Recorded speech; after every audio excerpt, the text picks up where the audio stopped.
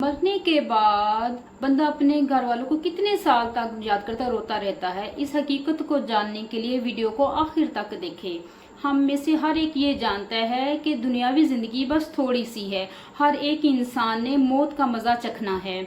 हम सब ने एक न एक दिन मरना है और इसे ख़त्म होने वाली ज़िंदगी को छोड़कर अपनी असली जगह की तरफ जाना है। और मौत एक ऐसा दरवाज़ा है जिसमें हर एक को गुजरना है, चाहे वो बच्चा हो, बड़ा हो, बुरा हो, जवान हो या औरत हो या मर्द।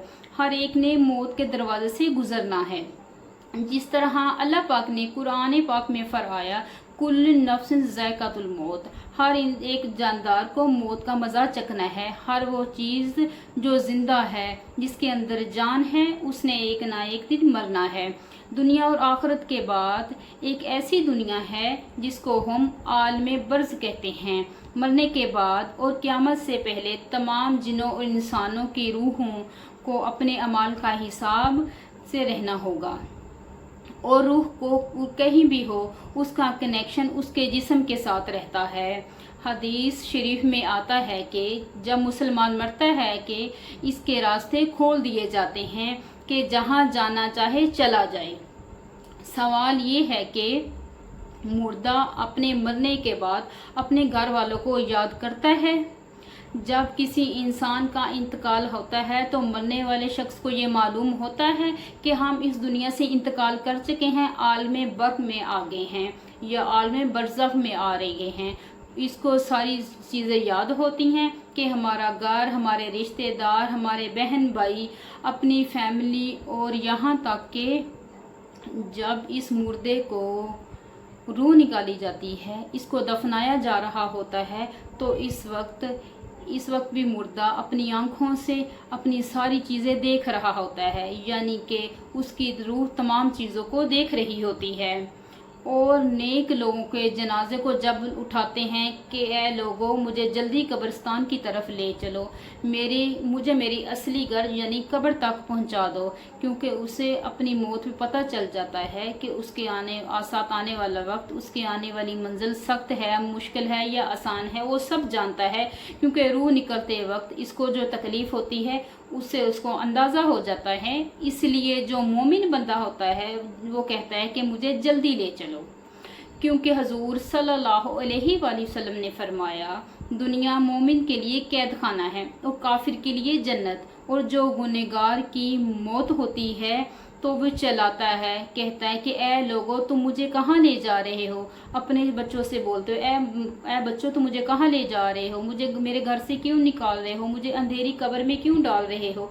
उसे बहुत घबराहट होती है और मरने के बाद वो सब को पहचानता है, और ये कि मेरा बेटा है, ये मेरे घर वाले हैं और ये मेरे रिश्तेदार हैं, सबको पहचानता है और चीखता है, चलाता है और बुलाता है। और नबी पाक सल्लल्लाहु अलैहि वसल्लम फरमाते हैं कि मुर्दा अपने घर वालों को पहचानता है, और जब तुम इसकी कब्र पर जाते हो और सलाम करते हो, वो तुम्हारे सलाम का जवाब देता है।